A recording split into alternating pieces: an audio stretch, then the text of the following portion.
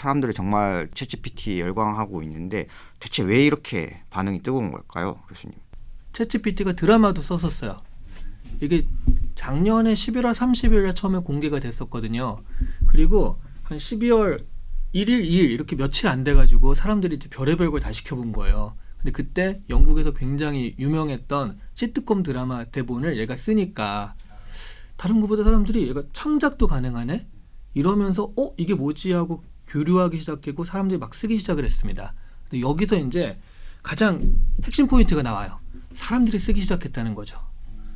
지금 사람들이 많이 생각하는 게 알파고 때도 이 난리지 않았나? 근데 알파고는 흘러갔잖아요. 그 뭔가가 알파고 때문에 세상이 뒤집힐 것 같고 일자리가 다 바뀔 것 같았는데도 그러지 않고 그냥 쓱 지나갔어요. 이벤트였죠. 네, 그래서 이것도 그런 거 아닌가? 라고 하는데 지금 말씀하신 게 딱 맞아요. 그건 이벤트였죠. 그래서 알파고를 보고 야 대단하다. 나도 한번 써봐야지라고 했을 때 알파고를 써볼 수 있는 사람은 없었다는 거죠.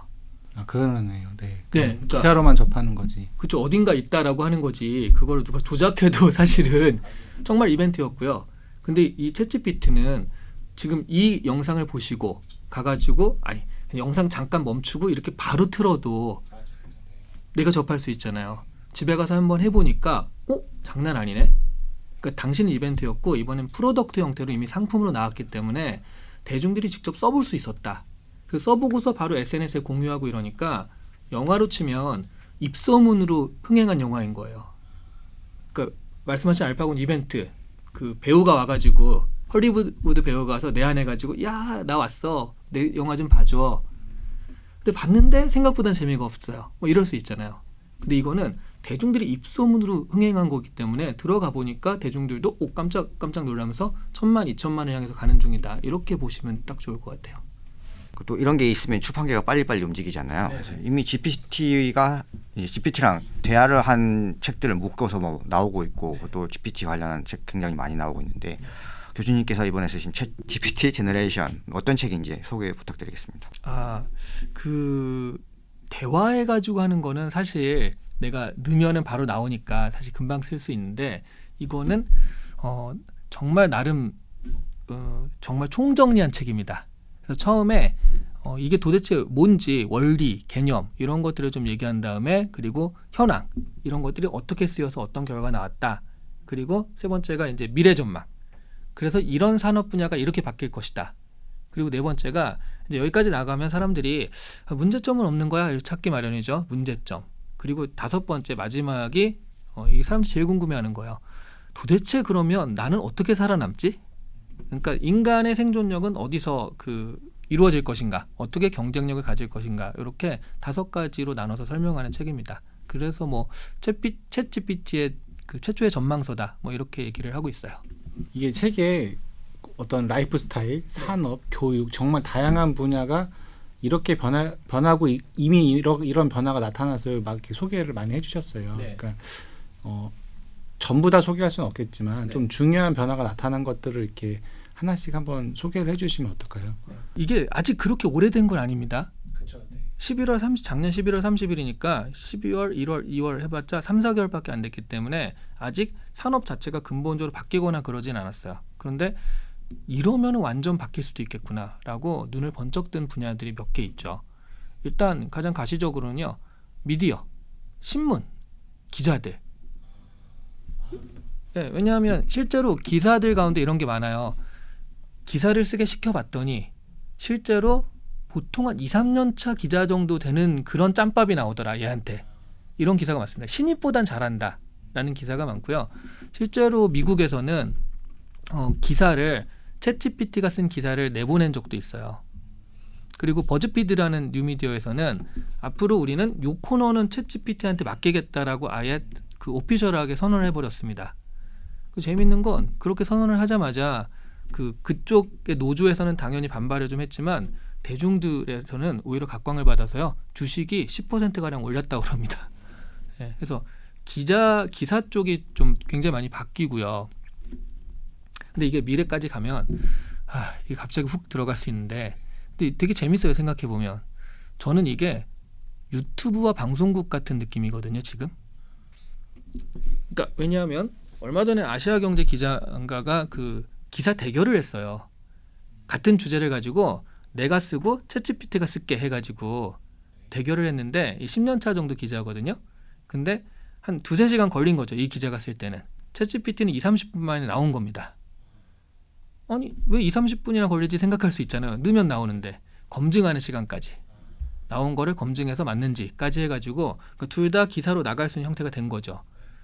그런데 10년차 기자랑 지금 대결해서 거의 한 대여섯 배 이상의 효율을 보인 거잖아요. 그렇다라고 한다면 일반 기자에 비해서는 거의 뭐 5배, 10배 정도의 효율을 보이기 때문에 생산성 면에서 그렇죠. 내가 만약 기자라면 이런 거예요. 내가 쓰는 기사가 있고 그 다음에 팩트 체크만 해도 되는 기사들이 있을 거 아니에요.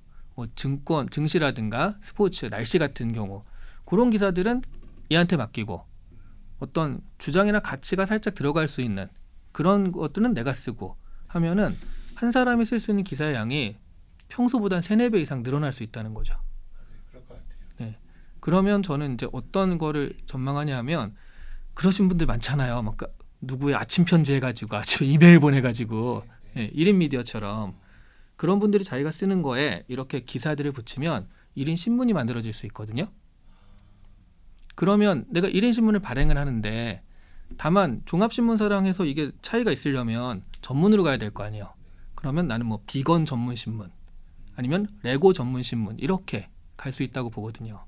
아 그런 뉴미디어들이 막 생기겠네요. 그러면. 그렇죠. 이게 왜냐하면 원래 그냥 하시는 분 그렇게 하시는 분이 있는데 걷다가 챗GPT로 그 기사를 좀 풍부하게 하면 할 수 있으니까. 그러면 저는 이게 유튜브 초창기 때 먹방, 여행 하는 식으로 딱 전문해가지고 1인 방송국이 생긴 거나 마찬가지잖아요. 그거를 방송국들은 하고 무시하다가 지금 완전 좀 반대로 됐잖아요. 그런 것들이 신문과 이제 1인 미디어 사이에서 나올 수 있다라고 보거든요.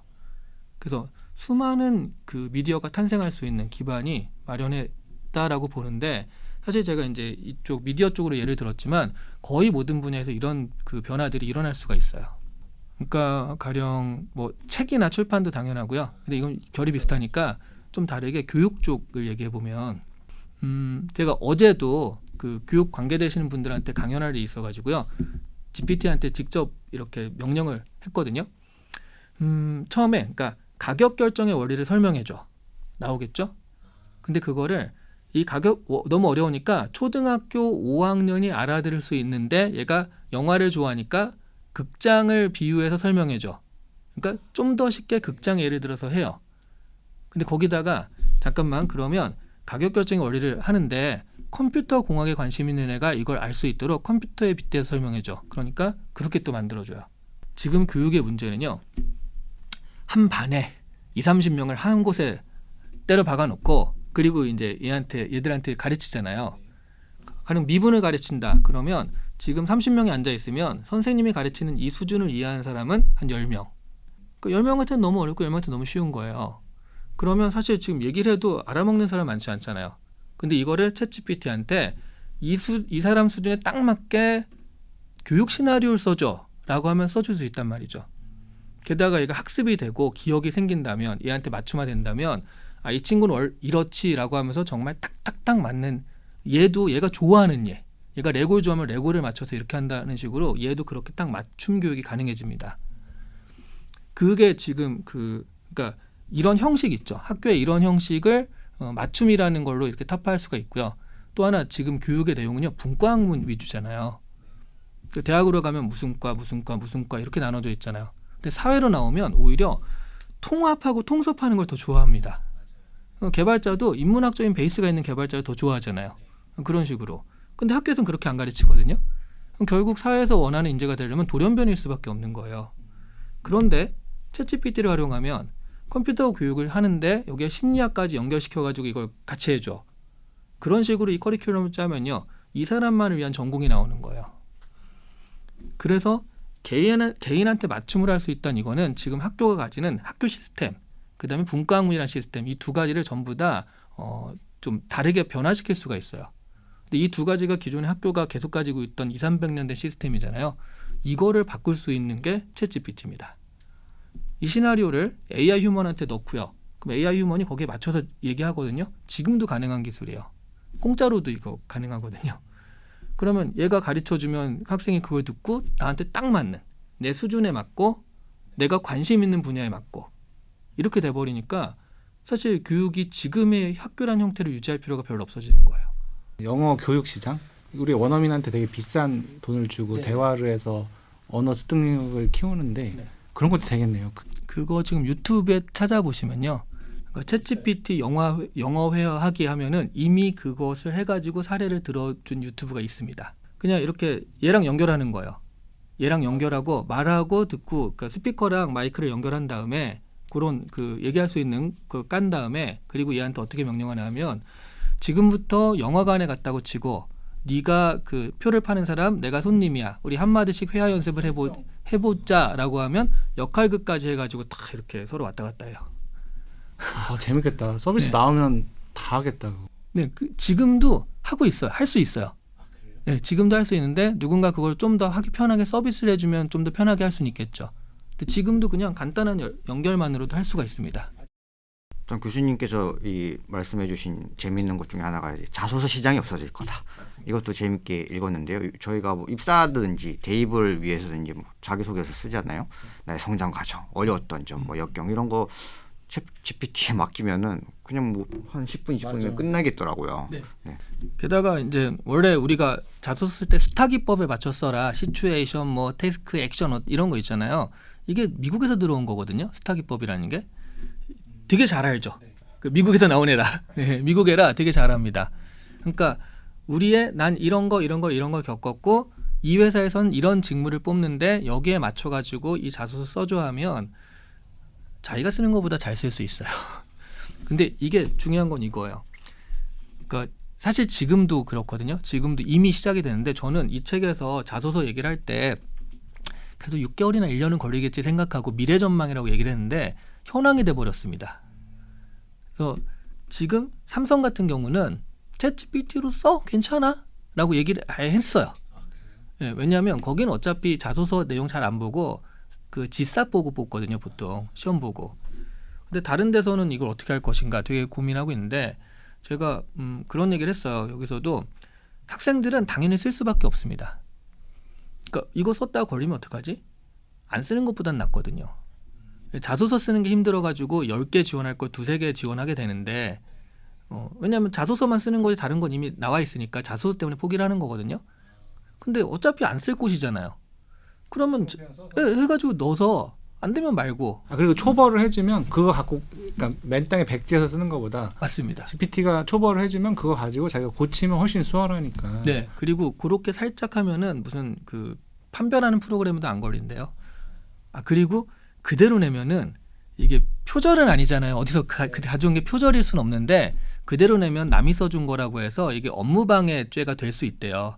근데 이렇게만 바꿔도 이거는 첨삭이기 때문에 그런 그 형법 자체가 적용이 안 된다고 하더라고요. 네, 그러니까 그래서 학생들은 당연히 이걸 쓸 수밖에 없고 그렇게 됐을 때 기업에서는 과연 이 자소서에 비중을 둘 수 있을 것인가? 그래서 이거는 지금 이번 학기는 당연히 뭐 이런 게 왔다 갔다 할 수 있어도 다음 그 가을 학기 이 정도만 돼도요 기업에서는 자소서 됐고 그냥 일단 스펙이나 이런 거 봐서 전공이 맞는지 체크하고 시험 보러 오세요. 이렇게 될 것 같아요. 네. 그래서 자소서라는 면접이 더 중요해지거나. 네, 면접이 훨씬 중요해지고요. 필기 시험으로 좀 사람들 많이 뽑고 하는 식으로 좀 자소서라는 비중은 확 줄어들지 않을까 싶어요. 근데 진짜 이게 무궁무진할 것 같아요. 네. 적용하는 게. 저희도 출판사도 예를 들면 옛날에는 외서를 기획할 때 막 아마존 가서 계속 뒤지고 다녔거든요. 네. 시간 엄청 많이 뺏기거든요. 네. 근데 뭐 예를 들면 가족 애를 중심으로 했는데 뭐 이렇게 반전이 있는 스토리로 뭐 청소년한테 들려주면 좋을 얘기를 추천해줘 뭐 이렇게 하면 뚜두두두둑 나와요. 맞습니다. 그럼 그냥 그 링크도 눌러줘 하면 링크 탁탁탁 나와요. 그럼 눌러서 가서 구글 번역기로 보고 쭉 대충 보고 이거 국내 나왔나 찾아보고 안 나왔으면 판권 알아보고 그러니까 시간을 네. 진짜 엄청 많이 줄여주는 거예요. 정말 잘 활용하시는 거예요, 그게. 근데 물론 여기에 그 아직은 맹점이 있더라고요. 그게 그 얘가 너무 거짓말을 잘해서 이런 책이 있다고 알려줬는데 가보면 없어. 그럴 수 있죠. 네, 요런 거 어떻게 해결될까요? 이런 거. 그런 것 때문에 사람의 일자리가 그나마 좀 남아 있지 않을까. 예. 왜냐하면 기사를 아까 챗GPT가 썼는데 그대로 내보내도 되면요. 그냥 실시간으로 하자마자 연결하면 되거든요. 그러면 2-30분 걸릴 것도 없어요. 그런데 나온 다음에 이것을 보면서 맞는지 안 맞는지 검증하는 사람이 있어야 되기 때문에 그래서 이제 일자리 얘기를 할 때도 제가 항상 얘기하는 건 그겁니다. 또 많은 분들이 이런 얘기를 하세요. 사람의 일자리가 AI한테 대체된다라고 생각하지만 그게 아니라 사람의 일자리가 AI를 잘 활용하는 다른 사람에 의해서 대체된다 라는 거죠. 10명의 기자가 필요한 것을 3명이 할 수 있게 돼요. 근데 이 3명의 역할은 신문 기사 하나하나 쓰는 것보다도 그것도 있지만 나온 기사, 그 챗GPT가 쓴 기사들을 검증하는 역할. 그 거짓말을 잘하니까 이게 진짜인지 아닌지 뭐 체크하고 혐오 발언 없는지 체크하고 그런 식으로 했을 때 3명이 10명분의 1을 충분히 할 수 있거든요. 그 정도의 일만 하면. 대신 임금을 한 1.5배나 2배를 주면 한 5명분의 임금을 3명이 나눠 갖고 그러면 회사적으로 보면 10명한테 들어갈 임금이 5명한테만 들어가면 되는 거잖아요. 그러니까 이런 식으로 좀 재편이 되면서 말씀하신 챗GPT의 맹점 때문에 그나마 사람의 역할이 딱 살아남고 할 수 있다는 거죠. 산업혁명이 나와서 네. 기계가 인간이 하는 일을 정말 엄청난 속도로 줄여놨잖아요. 네. 근데 거기서 더 줄이는 듯한 느낌이 나와요. 2차 산업혁명. 네.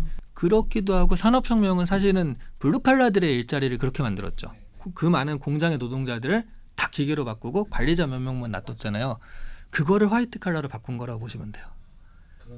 전문직 화이트 칼라 일자리에서 그거는 그래도 사람이 다 했었는데 그거를 싹 이렇게 기계하고 또 관리직 기획하는 사람 몇 명만 남겨놓게 되는 거다라고 보실 수 있어요. 그럼 없어질 일자리 일단 없어질 일자리 어떤 게 있을까요? 화이트 칼라 대체한다고 하니까 없어질 일자리는 없어진다기보다는 그냥 그걸 챗GPT가 대신해서 효율적으로 바뀌는 일자리가 많은 거죠. 근데 다만 없어진다라기보다는 그런 거 있죠. 법조인 같은 경우도 그 미국에서는 가장 두려움에 떠는 사람들이 법조인이래요. 네, 왜냐하면 그 한국과 미국은 법 체계가 다르잖아요. 한국은 성문법 체계로 뭐 형법 몇 조 몇 항에 이런 게 있는데 너는 뭐 이런 식으로 가는 거잖아요. 근데 미국은 불문법 체계잖아요. 수많은 사례 가운데 지금 이 사건과 가장 유사한 사례를 찾아가지고 몇 개 찾아서 정리한 다음에 이러고 그 뭐 조지 대 맥도날드 사건은 이런 판결이 나왔으니까 가장 비슷한 여에서는 이런 판결이 나와야 됩니다. 이런 식으로 변론을 하는 거거든요. 미국은. 그러면 수많은 사례 가운데 찾아가지고 그것들을 논리적으로 재배치해서 하는 거가 챗GPT가 하는 일이거든요. 훨씬 잘하죠. 그러니까 변호사가 하는 딱 그 일을 챗GPT의 특기거든요, 이게. 근데 미국 변호사들 연봉 높잖아요. 그래서 지금 미국의 로펌들은 언제 바뀌는지, 바뀌긴 바뀔 건데 언제 바뀌는지 이게 문제라는 거죠, 지금.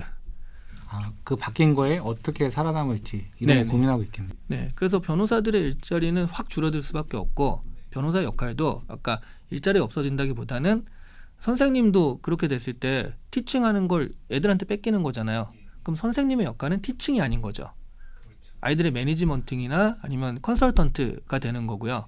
마찬가지로 이 변호사들도 기획이라든가 이렇게 시키는 역할을 하는 거지 실제로 변호하는 거는 얘한테 하면 되거든요. 그런 식으로 일자리가 싹 없어진다기보다는 일자리의 성격이 바뀌는 경우들이 굉장히 많을 겁니다. 초창기니까 어떤 사람들이 이게 가장 유용하게 잘 활용할 수 있을 것 같으세요? 서류 작업이 필요한 모든 사람들이 다 쓸 수가 있죠. 네. 일단 직장인들도요. 지금 직장에서 공식적으로 도입한 건 많지 않아요. 뭐 다만 삼성에서는 챗GPT 우리 사업장에 써도 된다라고 이제 얘기는 하긴 했지만 다 모두 도입해서 니네 써 이렇게 하진 않았거든요. 근데 이미 개인적으로 그거 할 수 있는 친구들은 많이 도입을 해서 스스로 쓰고 있습니다. 그래서 가장 부담 없이 쓰는 건 그 서류에 덜 중요한 칸을 채울 때 그런 거 있잖아요. 연차 사유 정말 아무거나 써도 되는 연차 사유라든가 심지어 그거 많이 쓴대요. 퇴사 이유 그냥 가기도 그렇고 애매한 그런 거에는 이미 다 이거를 쓰고 있고요. 그 다음에 외부적으로 메일 보낼 때 좀 그냥 의례적인 메일들 있잖아요. 안부에 가깝고 아니면 거절하는 거 그런 것도 이걸로 많이 쓰고 있다고 그러고요. 저도 그냥 진짜 비서 같은 거네. 그렇죠. 뭐 살짝 도움, 그러니까 주도한 어떤 메인 스트림을 아직 내준다기보다는 네. 서브 스트림으로 갖다가 이렇게 활용하는 그리고 제가 들은 사례 하나는 미술하는 친구인데 순수미술 쪽이에요. 근데 순수미술은 스스로 살아남기가 쉽지 않아서 지원을 많이 하는데요. 국가의 지원 사업을 많이 넣는데 항상 서류에서 떨어진대요. 그러니까 이건 너무 잘하는데 서류 작업을 잘 못하는 거예요. 1차 서류 작업을. 근데 그 친구가 이번에 챗GPT로 1차를 작성해서 냈는데 처음으로 1차가 붙었대요. 예, 그런 식으로 뭔가 특히 국가에 지원할 때 그 서류 중에 사실은 중요한 거는 뭐 차별점이 뭐지? 라든가 구체적인 내용이 뭐지지 기획 배경, 뭐 시장 현황 이런 건 다 똑같은 거잖아요. 이런 것들은 얘로 그냥 바로 채워놓으면 되게 쉽게 쓸 수가 있기 때문에 이게 훨씬 더 효율적으로 하는 거죠. 아까 디자인 네. 뭐 혹은 뭐 기술 이렇게 어떤 자기 전문 분야를 갖고 있는 사람들이 그 서류 작성하거나 말 만드는 걸 너무 힘들어하더라고요. 맞아요. 내가 이거는 정말 잘하는데 네. 이거는 못하겠어. 네. 그분들한테 정말 유용하겠네요. 네. 그리고 이제 저는 이 책 보면서 좋았던 게 이제 잘 몰랐으니까 처음에 저희가 접한 건 그냥 거기다가 채팅으로 물어봐서 대답해주는 형태로만 알고 있었는데 책을 보니까 그 작곡 AI도 있었고 포자랩스도 있었고 그러니까 다양하더라고요. 생각보다 서비스가 다양하더라고요. 이런 것들도 좀 중요한 서비스들을 좀 소개해 주시면 좋을 것 같아요. 일단 당장 챗GPT가 3.5거든요. 근데 이게 4가 조만간 나온다. 심지어 다음 주다 뭐 이런 얘기도 있고요. 그러니까 여기에 이미 그 멀티모달이라고 해서요. 영상이랑 문자 그 사진도 들어간다라고 그 예측이 되고 있어요.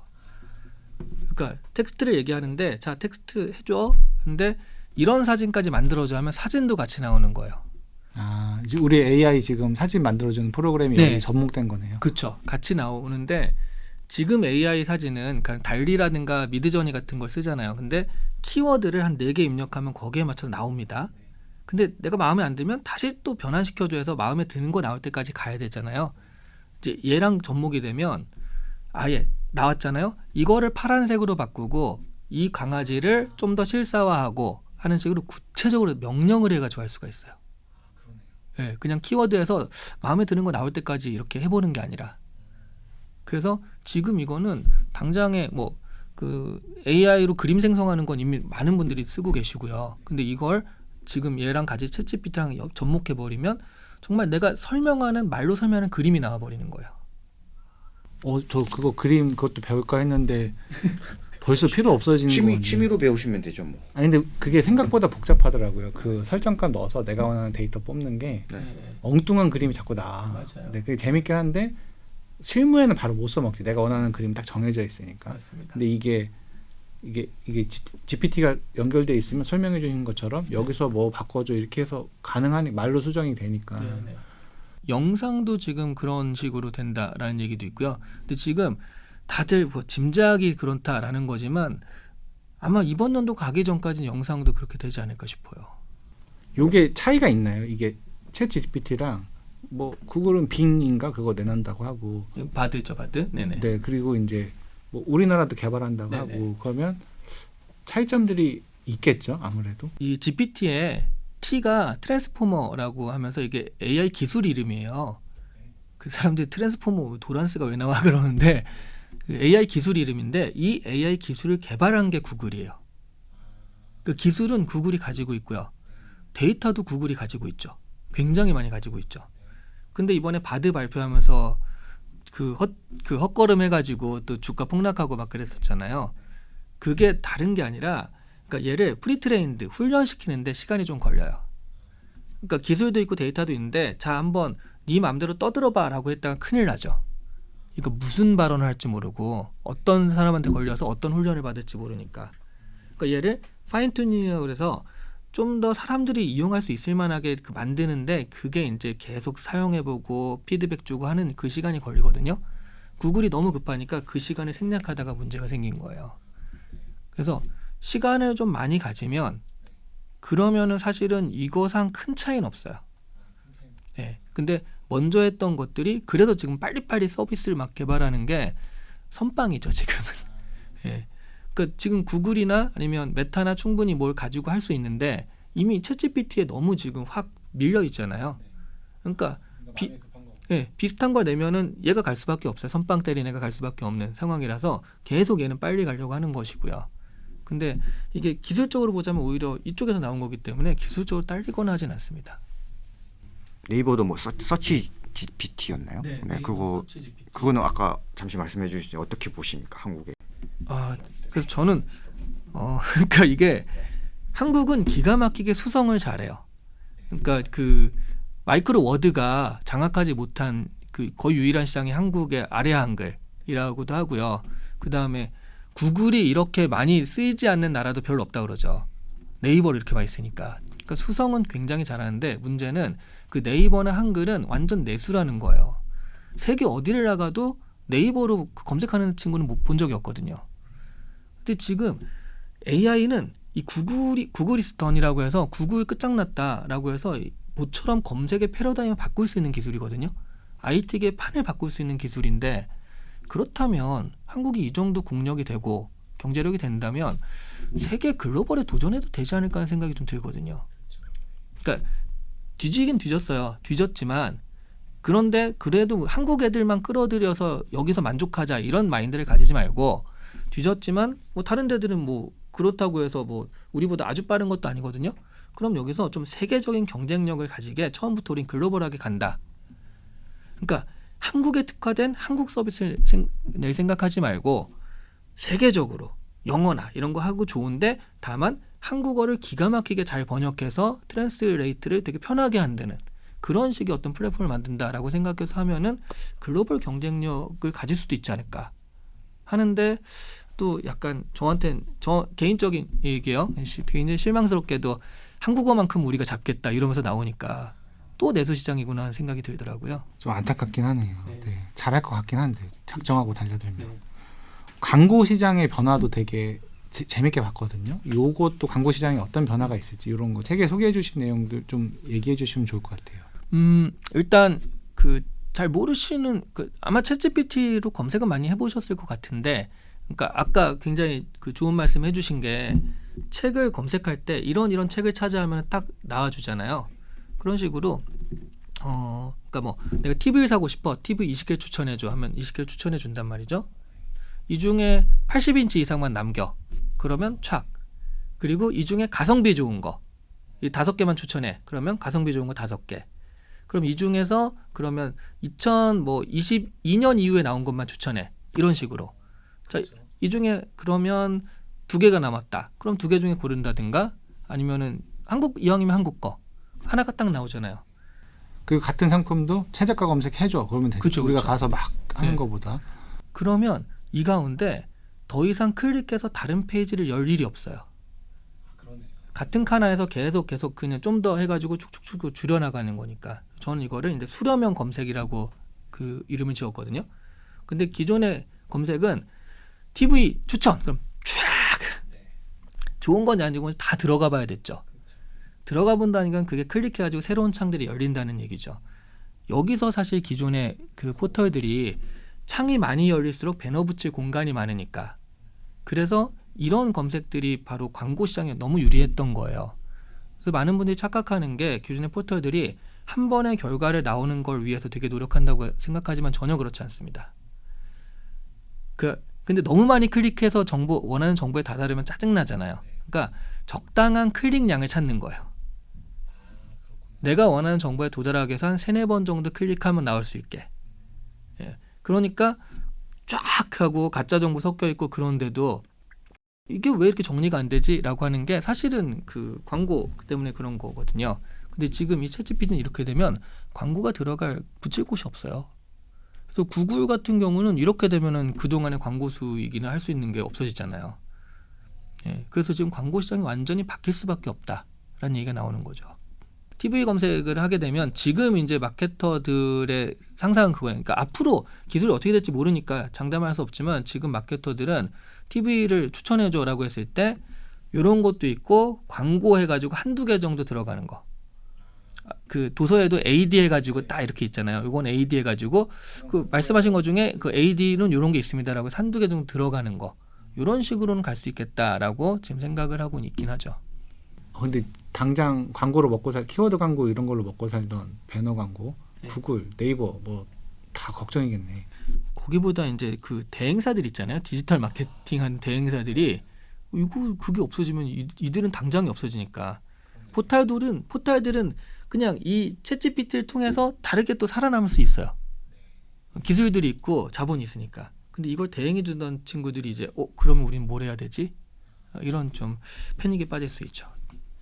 광고를 악용해서 네이버도 키워드를 사람들이 키워드 광고에 걸리게끔 포스팅을 인위적으로 해서 네. 상위로 올리는 작업을 하잖아요. 네. 얘도 그게 가능할까? 그러니까 사용자들이 사용하는 것도 안에다 알고리즘을 학습할 수 있게끔 열어놓으면 역으로 그 알고리즘에다 내 광고를 심을 수도 있잖아요. 무슨 질문이 오면 이 대답을 하게끔. 그렇죠. 그렇게도 가능한가요? 가능은 한데 이제 그 회사들이 그렇게 사용자들이 다 학습할 수 있도록 열어놓지는 않겠죠. 왜냐면 전 세계적으로 어떤 친구들이 광고 정도면 애교지만 뭐 히틀러를 찬양하라 이런 친구들이 있을 수 있잖아요. 그런 친구들이 얘를 학습시켰을 때는 그래서 그런 식의 어떤 알고리즘을 회사에서 채택할 것 같지는 않거든요. 예. 그 광고 시장 변화도 뭐 말씀해 주셨지만 제 주변에 개발자분들도 GPT 유용하게 쓰시더라고요.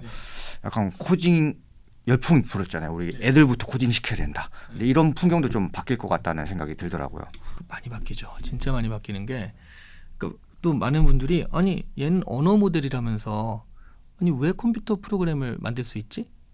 라고 생각을 하거든요. 근데 사실은 언어 모델이 맞아요. 그래서 컴퓨터의 언어를 얘가 번역해 주는 거예요. 그러니까 우리가 C++, 파이썬 이런 게 결국 인간이 생각을 얘네들의 언어는 1000 그 기계어잖아요. 그 중간 단계 언어를 만들어서 알아먹기 쉽게 만든 거라서 말하자면 이게 기계가 알아먹을 수 있는 말을 만들어주는 거거든요. 그래서 얘가 그걸 할 수 있습니다. 근데 여기서 재밌는 게 하나 나와요. 지금은 뭐 여기서 여기를 그 뭐 크롤링하는 프로그램을 파이썬으로 만들어줘. 그럼 싹 만들어줘요. 그러면 또 그 말씀하신 대로 한 2-3년 차 개발자 정도 신입보다는 잘하는 그런 정도의 그 코딩 결과가 나온다고 그러더라고요. 근데 이거를요 파이썬이나 C++는 사람이 알아먹으려고 하는 거잖아요. 근데 이게 굳이 검증할 필요 없이 잘 되면 얘가 바로 이렇게 해줘라고 하면 기계어로 바로 때려버릴 수 있거든요. 굳이 이렇게 바꿀 필요가 없잖아요. 그래서 그러니까 중간 단계 개발자들은 어떻게 되냐면 그러니까 얘네가 지금 2-3년 차 개발자가 된다는 얘기는 그냥 좀 그 노가다 개발이 있어요. 노가다 머리 쓰는 게 아니라 그냥 일단 짜야 되는 거. 그건 얘들한테 시키고 그걸 가지고 머리 쓰는 거는 10년 차 개발자들이 그걸 활용한다라는 측면에서 아까 신문 기자랑 똑같이 10명 중에 개발자 3명 남고 이 나머지 7명 없어지는 형태가 될 확률이 높고요. 그거보다 더 가면 저는 사실은 그래서 개발자가 그러면 다 없어지냐라고 한다면 너무나 많은 개발자가 탄생하는 시장이 될 거라고 생각을 하거든요. 왜냐하면 자연어로 개발을 시키는 거예요. 네, 지금 말하자면 내가 자연어로 이거 크롤링 해줘 아니면 동그라미를 이렇게 오른쪽으로 하는 걸 프로그램을 만들어줘 하면 얘가 프로그램을 만들고 넣어가지고 실행을 하잖아요. 이 단계를 없애고 바로 넣어버리면 자 이런 걸 이렇게 해줘 하면 바로 여기서 실행이 되죠. 그러면 게임 개발을 내가 말로 하는 거예요. 산이 이렇게 있는데 초록색으로 칠해주고 타격감을 좀 더 쩔게 해줘 뭐 이런 식으로. 그럼 앞으로는 프로그램을 개발할 수 있는 사람이 게임을 만드는 게 아니라 상상력이 풍부한 친구가 게임을 만드는 거죠. 그러니까 그 말하자면 문과 친구들 인문학 배워가지고 막 이런 거 많은데 프로이트의 이론을 가지고 내가 게임을 만들어 보겠어 이런 친구들이 실제로 내가 말로 설명하면서 이걸 만들 수 있는 시대. 그러니까 모든 사람들이 말만 할 수 있다면 그러면 게임 개발자가 될 수 있는 시대. 개발자의 죽음이 아니라 개발자의 너무나 많은 탄생이 되는 시대가 되지 않을까 하는 생각도 하거든요. 예전에는 약간 맞춤법을 잘 써야 기자가 되고 뭐 개발은 잘해야 개발자가 되는데 지금은 완전 다른 패러다임으로 좀 저희도 교육을 받고 그렇게 하는.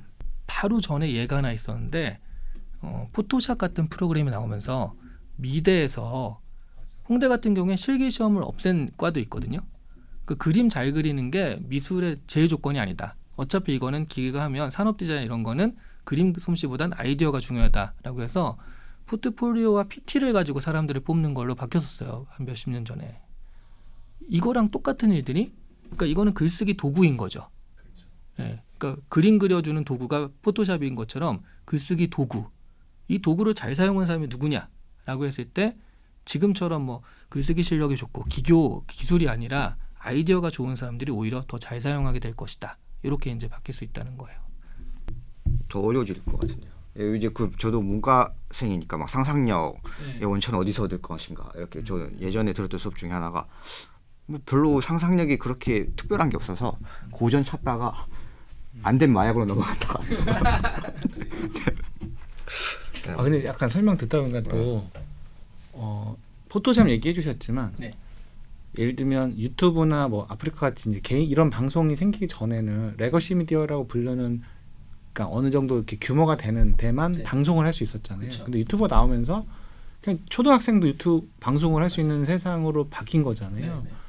그런 것 같네요. 개발자도 네. 기존에는 어느 정도 언어를 하고 어느 정도 이게 실력을 쌓은 개발자들만이 할 수 있었다면 진짜 초등학생도 그냥 게임을 만들 수 있는 네. 말로 맞습니다. 진짜 별의별 게 다 나오겠네요. 그 상상력들이. 그러니까요.